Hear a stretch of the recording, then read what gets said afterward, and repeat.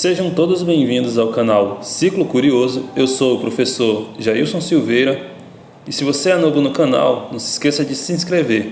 Então, bora pro vídeo. Fala pessoal, no vídeo de hoje a gente vai falar sobre tecido muscular e dentro desse conteúdo nós iremos abordar os seguintes tópicos que são introdução, características, tipos e falaremos ainda sobre as funções do tecido muscular.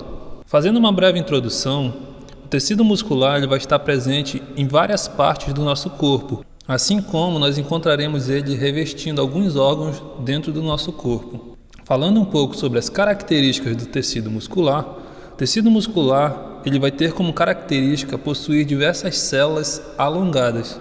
E essas células elas podem ser chamadas também de fibras musculares ou também chamadas de miócitos. Além dessas fibras musculares, o tecido muscular ele vai apresentar também filamentos de proteínas, principalmente actina e miosina. Teremos ainda outros tipos de proteínas que nós veremos mais lá na frente, a função de cada uma dessas proteínas e o papel fundamental que elas irão exercer durante a contração do músculo. Continuando com as características do tecido muscular, o tecido muscular ele vai apresentar especificidades que a gente vai ver agora. Por exemplo, essas estruturas que a gente está vendo aqui, no tecido muscular elas vão receber outros nomes. Então, por exemplo, o citoplasma, que nada mais é do que aquele líquido que fica no interior das células, no tecido muscular ele recebe o nome de sarcoplasma.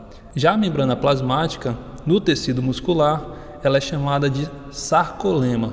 E o retículo endoplasmático liso, ele recebe o nome de retículo sarcoplasmático.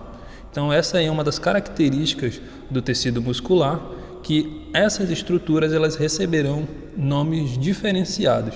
Falando agora dos tipos de tecido muscular, nós vamos ter 3 tipos de tecido muscular e o que vai diferenciar esses tipos de tecido geralmente é a forma que essas células vão se apresentar. Então nós vamos ter aí o tecido muscular estriado esquelético, tecido muscular estriado cardíaco e nós teremos um outro tipo que é o chamado tecido muscular liso. E aí a gente vai entender um pouco mais sobre a diferença de cada um desses. Começando aí pelo tecido muscular estriado esquelético, ele vai ter como características possuir células multinucleadas. Então a gente vai ver aí que uma célula ela vai apresentar diversos núcleos ao longo dela. Esse núcleo ele vai estar mais na periferia dessa célula. Além disso, como o próprio nome já sugere, esse músculo é estriado esquelético.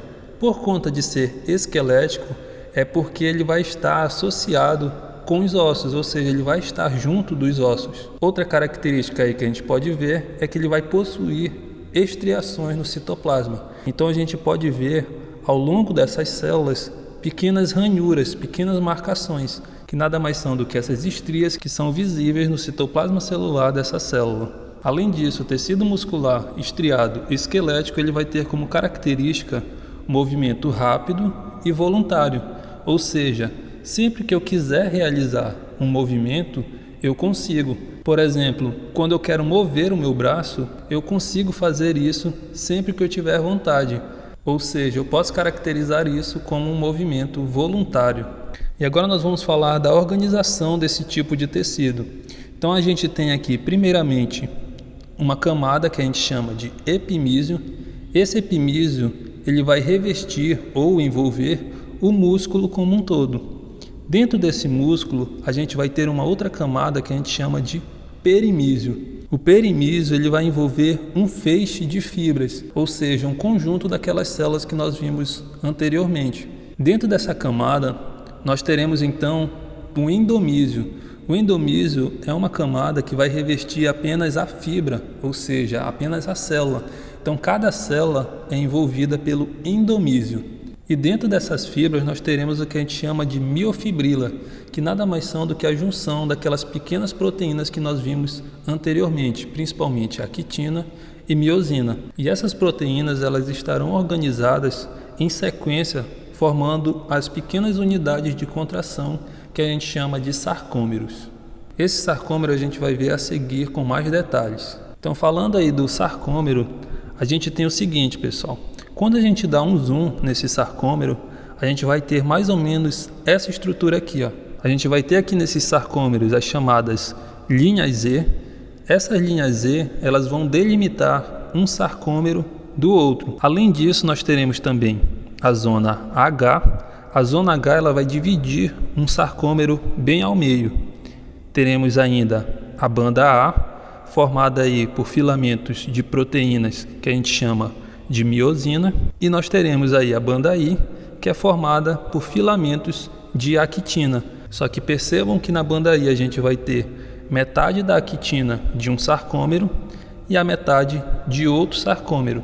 Voltando agora no sarcômero acima, a gente vai ter então a linha Z, como foi falado agora há pouco, que pode ser representada reto ou formando esse zigue-zague. A linha Z ela é responsável por delimitar um sarcômero. Então aqui nós temos também a zona H, que ela vai servir como marcação bem no meio do sarcômero. Teremos aqui a banda I, formada por actina, e a banda A, formada por miosina. Então esse sarcômero, pessoal, é o que a gente chama de unidade de contração muscular. Então é aqui que a contração muscular irá acontecer. E nós iremos ver então como essa contração acontece. Falando então aí da contração, pessoal, aqui a gente tem um sarcômero, que nada mais é, como eu falei, uma unidade de contração. E para que essa contração ela aconteça, a gente vai precisar de filamentos de actina e miosina, mas nós também vamos precisar de outras proteínas que a gente vai ver agora. Então, pessoal, aqui a gente tem uma ampliação desse filamento de actina, e aí percebam que a gente tem uma faixa roxa. Para essa faixa roxa, a gente dá o nome de tropomiosina, que nada mais é do que um filamento também de proteína. Além disso, nós teremos também o complexo troponina. Por que complexo? Porque dentro desse troponina nós teremos três tipos: a troponina I, a troponina C e também a troponina T. O que é importante aqui a gente saber? Que a troponina C ela tem afinidade com um tipo de íon, que é o íon de cálcio. Então, quando a gente tem a presença do cálcio, esse cálcio ele vai se ligar nesse sítio de ligação da troponina C, e aí quando isso acontece, a gente vai ter a mudança na conformação dessa actina.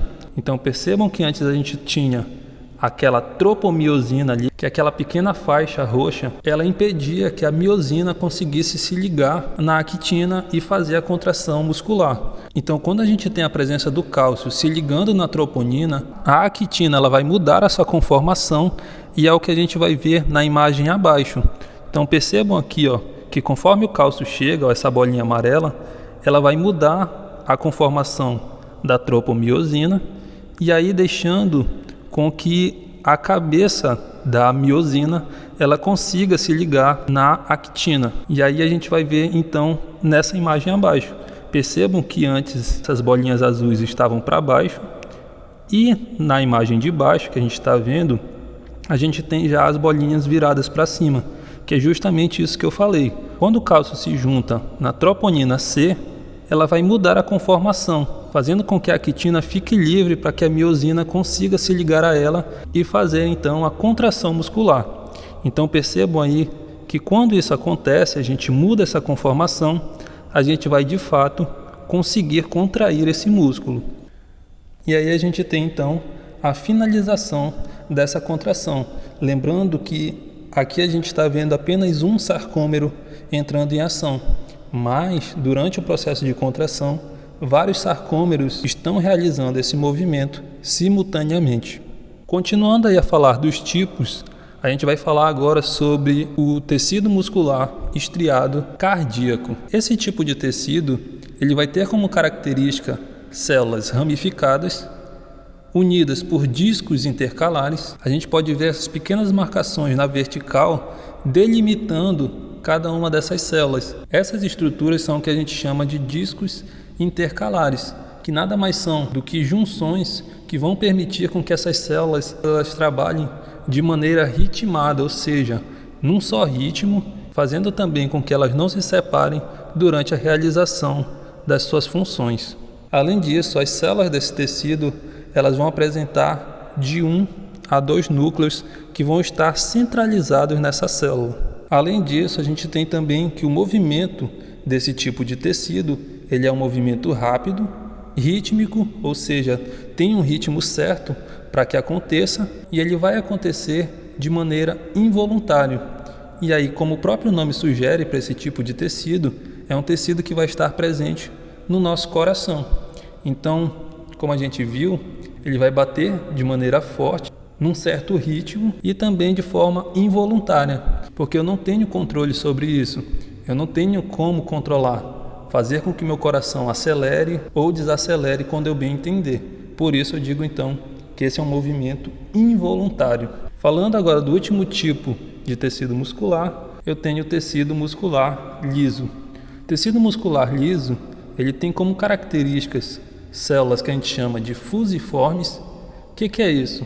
São células que elas vão ser alargadas no seu meio e elas vão afunilando nas extremidades. Outra característica das células desse tecido é que elas vão apresentar um núcleo centralizado e, como o próprio nome diz, a gente não vai ter estriações. Então é um tecido que ele não vai apresentar aquelas pequenas marcações no citoplasma dessa célula. E aí, falando dos movimentos desse tipo de tecido, a gente tem um movimento lento e involuntário. Nós temos esse tipo de tecido revestindo a bexiga, as artérias, e nós vamos encontrar em boa parte dos órgãos do sistema digestivo, como por exemplo no estômago. Então essas são células musculares que vão trabalhar de maneira lenta e realizando um movimento involuntário, ou seja, não depende da minha vontade para que elas aconteçam.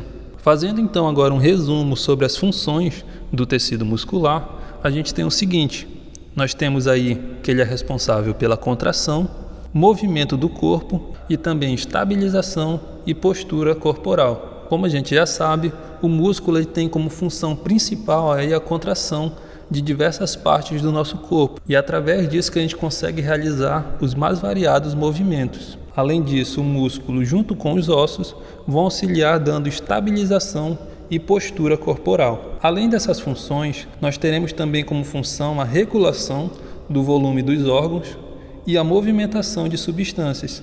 Quando nós nos alimentamos e esse alimento ele passa da parte aqui da boca, a partir desse momento a gente não tem mais controle sobre esse alimento. E essas substâncias elas vão se mover pelo nosso corpo através dessa musculatura que estará presente nesses órgãos. Então, além da movimentação do alimento através do trato digestório, nós temos também a movimentação do sangue e várias outras substâncias pelo nosso corpo que são movimentadas graças à ação de diversos músculos do nosso corpo. Outra função muito importante do tecido muscular é a produção de calor. Então, quando a gente está se exercitando, a gente acaba produzindo calor. Outra forma de verificar a produção de calor tem a ver quando nós estamos num local muito frio e o nosso corpo ele começa a tremer.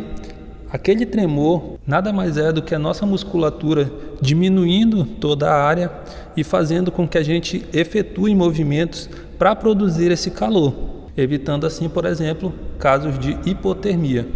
E é isso, pessoal. Se vocês gostaram do vídeo, não se esqueçam de se inscrever no canal, curtir, e caso tenha ficado alguma dúvida ou você queira deixar alguma sugestão, pode deixar aí seu comentário.